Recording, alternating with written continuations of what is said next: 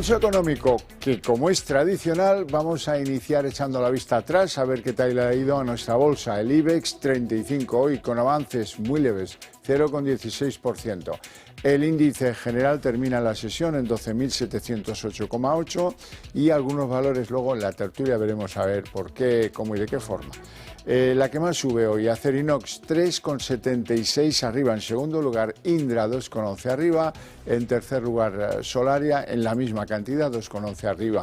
En el lado rojo, donde preponderan las pérdidas, la que más se deja hoy es la holding de Iberia y de Vueling, IAG. 3,32 de caídas, Unicaja en segundo lugar 1,66 abajo y el BBVA se deja en la sesión 1,24. Y a continuación les voy a adelantar a modo de titulares algunos de los elementos que van a ir en nuestra tertulia de análisis económico, la que mantenemos aquí cada tarde con los mejores expertos para que a ustedes no se les escape un detalle. Bueno, y en nuestra tertulia de análisis económico, hoy hablaremos, cómo no, de los últimos aranceles que afectan a España y por lo tanto también a toda Europa, el acero y el aluminio. Todo lo que venga de esas materias a Estados Unidos, ha anunciado Trump, tendrá un arancel del 25%. En España eso afecta a unas exportaciones valoradas en aproximadamente 400 millones de euros.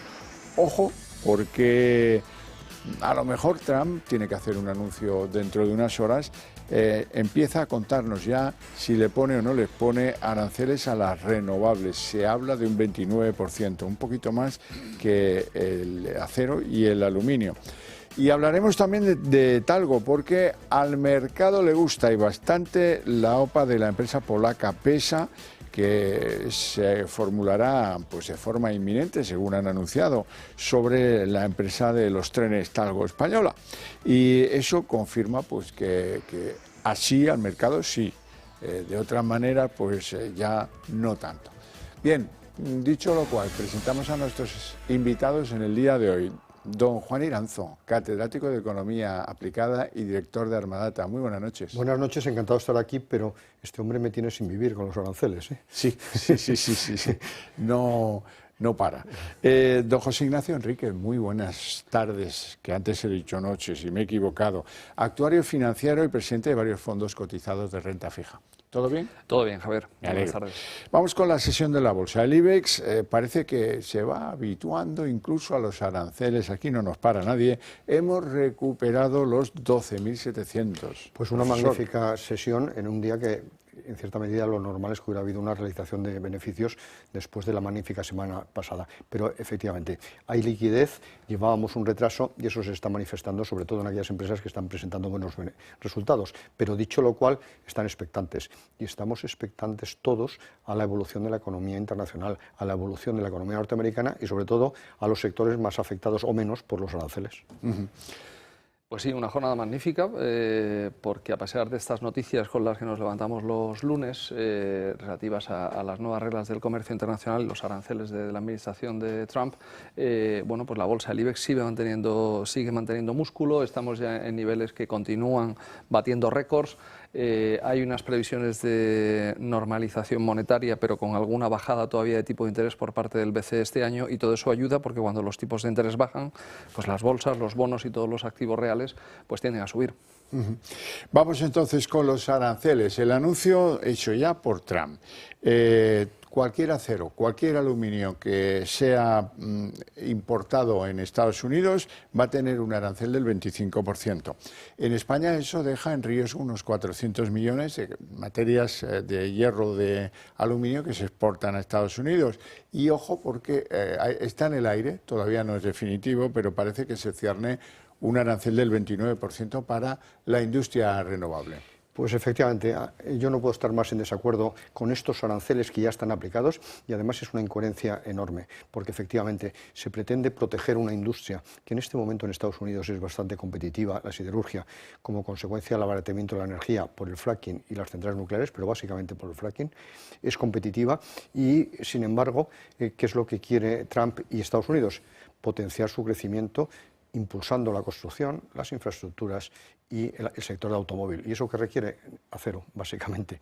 Y en gran medida, otra parte de los desarrollos industriales requieren aluminio. De tal manera que me parece una barbaridad. Y vuelvo a insistir, no solo porque nos penaliza a la mayoría de los países.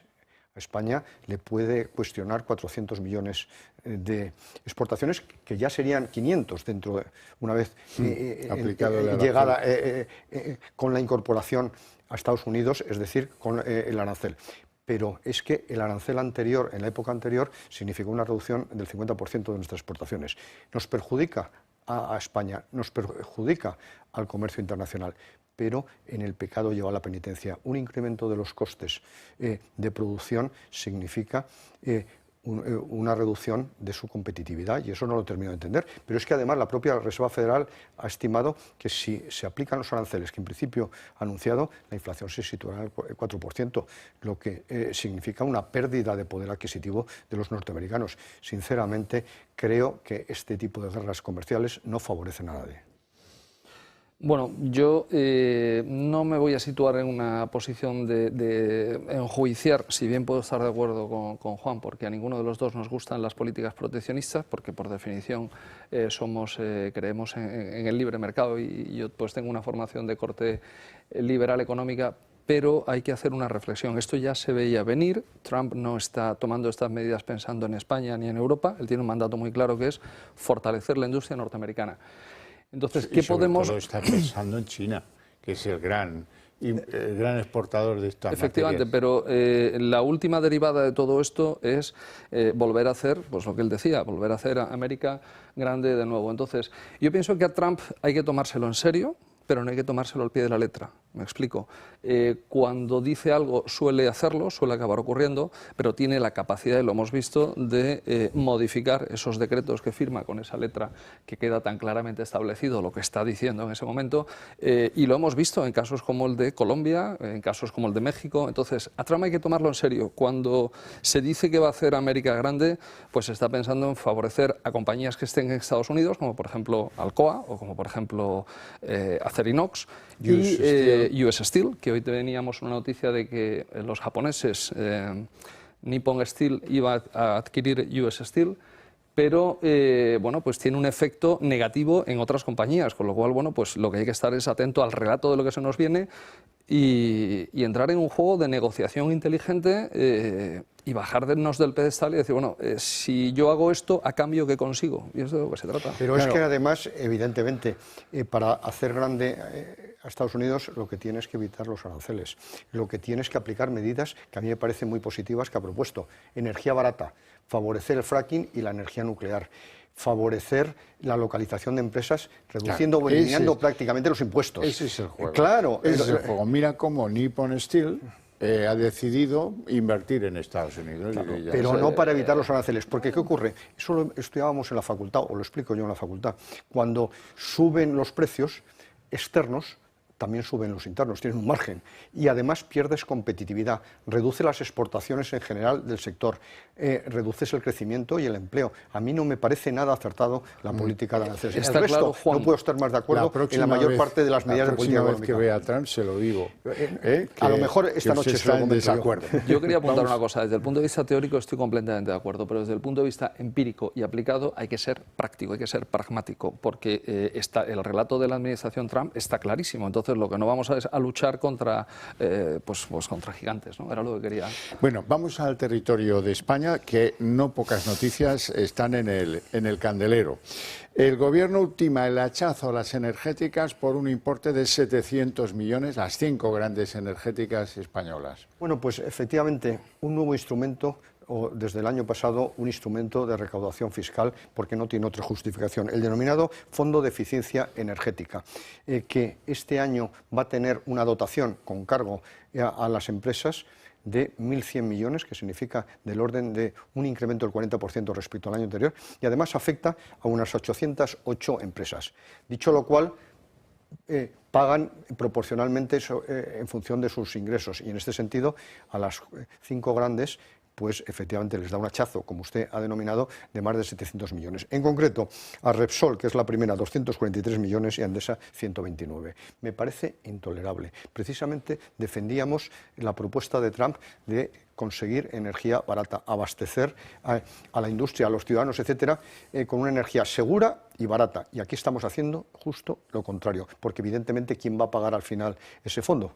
Los consumidores, tanto industriales como los ciudadanos. Es exactamente así. Al final, todas estos, si se me permite, aranceles internos, autárquicos que ponen estos politiquillos que lo único que saben es, pues desde la demagogia, vamos a crear un fondo de eficiencia energética, y fíjese usted la paradoja, que la eficiencia energética es justamente recargando el recibo de la luz, porque ese recibo, esos 1.000 millones que le han pedido a las eléctricas no lo van a perder, nos lo van a recargar en el... Entonces, bueno, esto es un disparate más de personas que tienen una capacidad legislativa y un frenesí vía decreto ley tremendo, pero que no tienen la más mínima formación de base como para saber que al final todos esos recargos los soporta el consumidor. Bueno, por ejemplo, el precio del gas, que en Europa, bueno, Europa fija muy mal el precio del gas y nadie se ha preocupado, pero ni así, en cambiar un sistema especulativo. Lo siguiente, de unos precios del gas que se manejan desde Holanda de una manera impresentable. Pero bueno, ahí están. El precio más alto de los últimos 2 años, ya estamos en él en materia de gas. Pues efectivamente, en primer lugar hay que poner de manifiesto, como muy bien decía usted, que no se fija adecuadamente el precio del gas. Y hay que recordar, y lo comentamos aquí en su momento, que llegamos a hablar de una opción de 1.000 euros el megavatio hora en Alemania, pero hemos visto mucho tiempo a 354, 360, etcétera, de tal manera que ahora está muy por debajo, pero ha repuntado espectacularmente. Está en 55 euros el megavatio hora, que es una cifra alta y en gran medida se debe a la dependencia que tiene Europa del gas ruso, y en este sentido todo el proceso que se ha producido de boicot, o como lo queramos llamar, a esas exportaciones rusas, pues lo estamos pagando entre todos. Precisamente uno de los grandísimos errores de Europa, no solo de España, sino de Europa, es haber prohibido la exploración mediante fracking. Podíamos obtener gas natural, sin lugar a duda, del fracking en España y en otros países europeos. Bueno, pues eso nos restaría dependencia externa, por tanto vulnerabilidad, y nos abarataría los costes de abastecimiento. Teníamos un gas muy económico y de mucha calidad y que venía por unas magníficas tuberías y unas infraestructuras que estaban hechas desde Rusia, desde Ucrania y desde Argelia. Y desde Argelia también. Y desde Argelia, también nos lo han contado. Pero bueno, pues nos hemos dedicado en estos últimos 2 años, o mejor dicho, los burócratas de Europa y capitaneados por el señor Borrell, que hace mucho tiempo que está desaparecido, y los políticos que tenemos en España, pues a romper esos instrumentos que había de suministro energético. Alemania lo está pasando muy mal, y el gas era barato y la energía era barata. Hoy en día el gas pues es disparatado porque mucho lo tenemos que traer de Estados Unidos, es decir, que toda esa eficiencia, esa sostenibilidad la hacemos mandando barcos que dan la vuelta varias veces al mundo y bueno, pues cabría preguntarse que dónde están ahora los del no a la guerra. Porque ellos fueron los que nos metieron en esto. Vamos con un nombre propio de la bolsa española relacionado con todo esto, es Naturgy. Ojo, porque el renovado interés de la empresa emiratí Taqwa por Naturgy debería ser un aporte esencial del valor. No lo parece. En cualquier caso, están, sépanlo, buscando fórmulas alternativas para convertirse en un accionista significativo, salvando algunas cautelas que el gobierno tenía para los inversores de esa zona del mundo. Pues efectivamente, TAGA tiene muchísimo interés en esta empresa española, Naturgy, pero es un interés importante. ¿Eso qué significa? Que quieren hacerse como mínimo con el 40% del capital, una empresa que en este momento capitaliza unos 24.000 millones de euros, es decir, unos 10.000 millones de inversión directa en esta empresa. ¿Qué ocurre? Que nuevamente esta empresa está curiosamente controlada por una empresa que a todos ustedes un fondo les sonará, que es Criteria, que depende de la Caixa y que está intervenida por el sector público, que posee el 27% de las acciones. Es verdad que históricamente estaba en gas natural y que se niega a vender. Si se consiguiera ese 40% del accionariado, automáticamente habría que realizar una OPA, presentar una OPA por el 60% restante, y eso crearía enormes conflictos. Por tanto, en este momento el fondo TAGA lo que está viendo es la posibilidad de poder acceder al accionariado por diferentes mecanismos y seguir negociando además con Criteria. Sí. Pues añadir simplemente que Naturgy tiene ahora una junta general y tiene en el mes de febrero que reorganizar tanto el Consejo como determinadas áreas, ¿no? Sobre todo el plan estratégico, y que estos de TAGA o de TACUA, que es un grupo de Emiratos, pues estos ya han entrado en el ministerio, es decir, estos ya han rascado moqueta, han tocado pelo y estos ya saben lo que es negociar con el gobierno, ya tienen a sus... la bendición de Sánchez. La bendición de Sánchez y los móviles del secretario, del subsecretario de Estado de cualquier cosita, con lo cual estos ya saben andar porque la prueba es que han entrado en otras empresas y luego tienen el soporte institucional de Criteria Caixa, que está muy institucionalizada. Por decirlo amablemente. Sí, efectivamente, sí. Es muy elegante. Sí, sí. Vamos con la OPA de moda, porque es una compañía a la que le tenemos cariño. Talgo, porque es la historia del tren en España, es Talgo. Bien, parece que se dispara en bolsa, lo que quiere decir que los inversores están muy contentos de que la empresa polaca PESA plantee una OPA, cosa que podría pasar en horas. Tren articulado ligero o Oicochea Oriol, Sí, eso es lo que significa Talgo. Es uno de los grandes desarrollos tecnológicos españoles de los años 50 y en este sentido ha seguido desarrollando y modernizándose, pero tiene algunos problemas financieros, de tal manera, sobre endeudamiento sobre todo. En este momento es una empresa claramente opable porque es muy atractiva desde el punto de vista tecnológico y de futuro, y lo iba a hacer una empresa húngara. Y esa fue vetada por la nacionalidad, por el gobierno español, que no tenía ningún sentido desde el punto de vista económico que lo vetase, porque era muy importante. Es verdad que en este caso ahora con la empresa polaca PESA podría construir una gran infraestructura en este sentido de fabricación de ferrocarriles en toda Europa. Lo que dicen una empresa campeona. A mí me da mucho miedo ese nombre de empresa campeona. Dicho lo cual, hay diferentes, en este momento, opiniones, sobre todo respecto al precio. Cómo se va a realizar la OPA, por qué cuantía y quién va a acceder a la misma. Pero es verdad que Polonia ha demostrado un gran interés por esa OPA, porque el propio viceministro de Infraestructuras este mismo domingo dijo que Talgo para ellos era estratégico, porque permitiría y consolidaría una gran empresa ferroviaria de fabricación de trenes, claro. Pues el acrónimo de Talgo lo ha explicado muy bien Juan, es una empresa fantástica, todavía hay tercera y cuarta generación de los Oriol trabajando. Una gran cartera de clientes internacionales. Sí, claro. Tiene cartera de clientes, tiene calidad, tiene un protocolo familiar que, como os comentaba, los propios Oriol, todavía bisnietos, siguen. A mí me da, la palabra no es pena, la palabra es frustración ver este tipo de noticias. Primero que se vete a magiar a la compañía húngara, que era mucho más potente que la polaca, y que con todos los respetos para Polonia, pues Hungría es una economía que está mucho más desarrollada por motivos políticos. Pero no solamente eso, es que Polonia, comparado con España, el pez chico no se puede comer al pez grande, cuando además Talgo es una compañía que fabrica buenos trenes. Entonces, no hay una política industrial que salga en defensa de decir, oye, vamos a proteger esta industria. Talgo puede ser una magnífica multinacional, pero bueno, es un capítulo más de la desindustrialización en España a lo largo de las décadas. Teníamos la SEAT y la vendimos a los italianos y luego los alemanes, teníamos Pegaso y nos quedaba pues una industria patria en el sector del transporte pues muy digna y con mucha tecnología, y la vamos a entregar prácticamente regalada a los polacos simplemente pues porque a los Óscar Puente y compañía pues les cae mal Víctor Orbán porque tiene un ideario político distinto. Esta es la tragedia industrial en España. Y precisamente va a depender de Pegaso, del fondo Pegaso, que posee el 40% de las acciones y es el que tiene al final la última palabra en esta operación.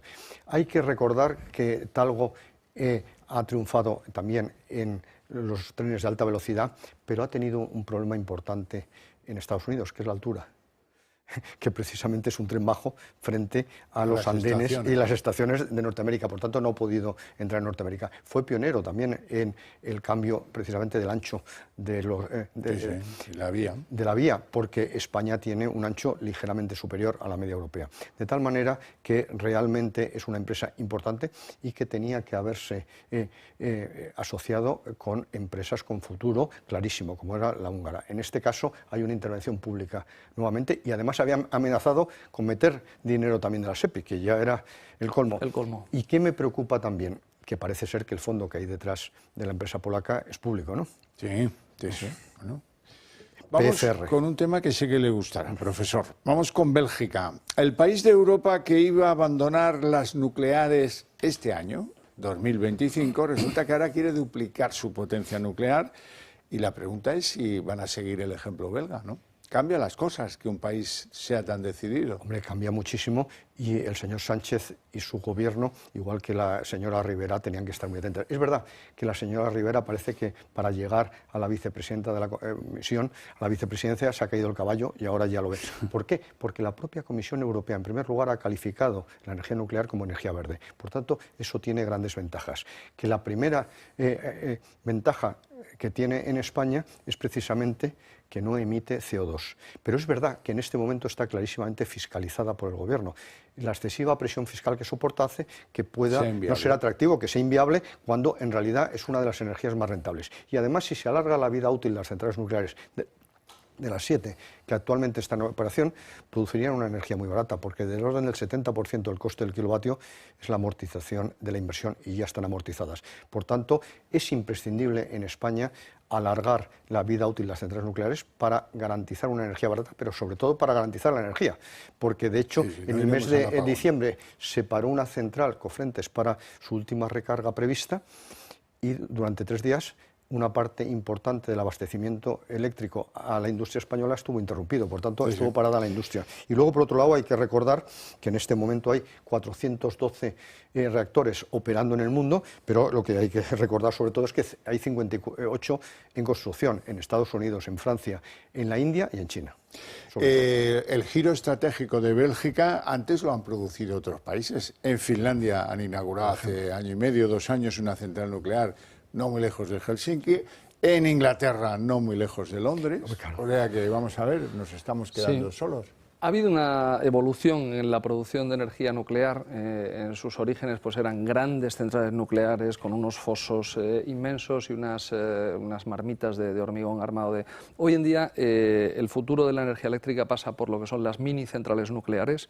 Hay de esas 400 que hay en construcción en el mundo, pues hay 5 países que tienen la capacidad de hacerlo. Alemania con Siemens, Estados Unidos con Westinghouse, la japonesa, Mitsubishi y creo que hay alguna más, pero son 4 o 5 las que se reparten el pastel. Entonces esas mini centrales nucleares, que es el futuro y es por donde hay que entrar, son mucho más eficientes, tienen menos riesgo, porque si hay una explosión o hay un desastre natural, pues no tiene una irradiación como la son de seguridad pasiva. Chernobyl.